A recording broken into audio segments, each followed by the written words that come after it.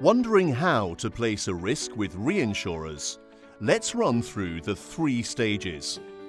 Stage 1. Preparation of the contract certain slip. The slip is prepared in a traditional order.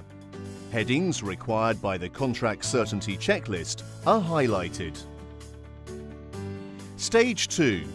Acceptance of the risk by an underwriter. However, adjustments to the terms may fail to maintain the contract certainty of the slip.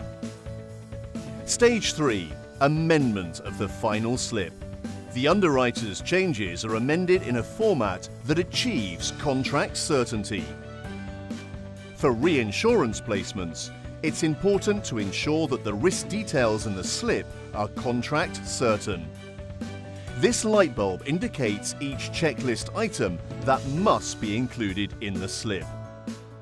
Let's look at an example of a risk that follows a contract certainty checklist. First, we establish the type of reinsurance. This should mention the class of business. And if it is a treaty, it should also state whether it is quota share or excess of loss. The reinsured states the name of the client. The country location is also included to avoid any potential confusion. If it is a facultative risk, details of the original client will be stated here. Details of other parties, such as original reinsured or retrocedent, should also be included here. The period should state the exact year, date, time and relevant local standard time. If the time reads 12.00, use terms such as noon, midday or midnight to avoid any uncertainty. The term both days inclusive is used when no specific time is required. Do not use this term if a time is indicated. If the cover is for risks attaching during, any time zone is acceptable. For proportional treaties, all cancellation provisions should be stated here. Under interest, simply include the subject matter. The 100% figure should be stated to reflect the original amounts or total sum insured at risk. ISO currency codes are always used for clarity. The deductible can be stated here for ease of reference, as well as under original conditions later in the contract. Situation states the risk location. This could be similar to or different from the insured's address. If the original policy is available, simply attach it here. Otherwise, the original policy form is referenced, including any expiring policy number and conditions. Reinsurance condition would include a follow the settlements clause. If the reinsurer does not accept any of the original conditions, the exception should become a reinsurance condition. For example, excluding windstorm. Loss adjuster's expenses can be included here. Reinsurers should not amend the original conditions unless they are providing a non-binding indication. In the event of a dispute, the predetermined law and jurisdiction will be applicable to the reinsurance contract and shall have no bearing on the original contract. If multiple territories are involved, the clause can include more than one country.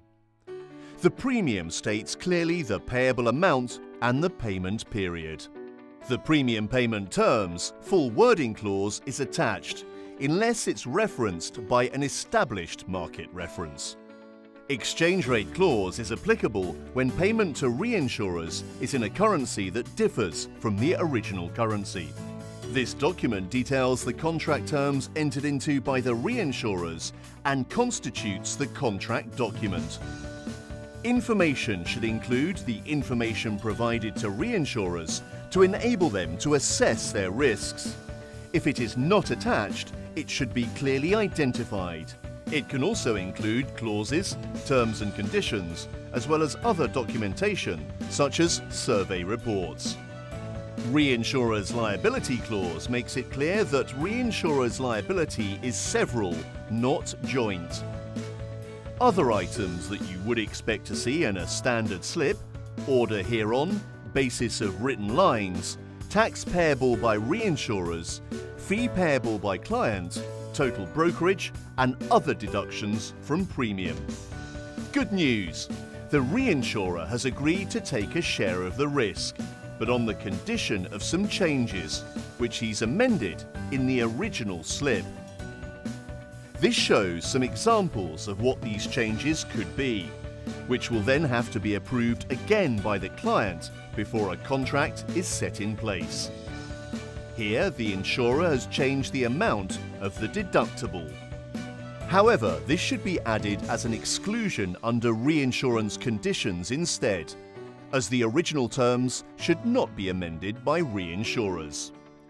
Conditions can be amended or added on by reinsurers under reinsurance conditions, as seen in this example, to exclude certain claims. These additional terms and conditions need some amendment to make this slip contract certain. Subjectivities should be fully claused or deleted prior to inception. NKORL is an abbreviation and is not allowed in a contract certain slip. The subjectivity can be deleted by endorsement or by asking the reinsurer to strike a line through it and then signing and dating it. For the Claims Cooperation Clause, an additional heading for conditions precedent can be added to the slip. Reinsurers should not include terms and conditions in their stamp.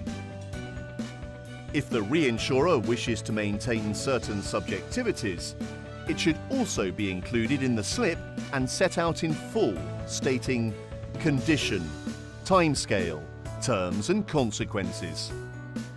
Following the amendments of the changes made by the reinsurer, the slip should now be contract certain.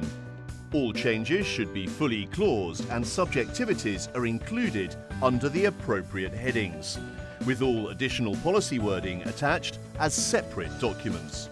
In order to ensure your slip is contract certain, be sure to fulfill all checklist items. Ensure all subjectivities are fully claused. For facultative risks, always have the underlying policy fully referenced.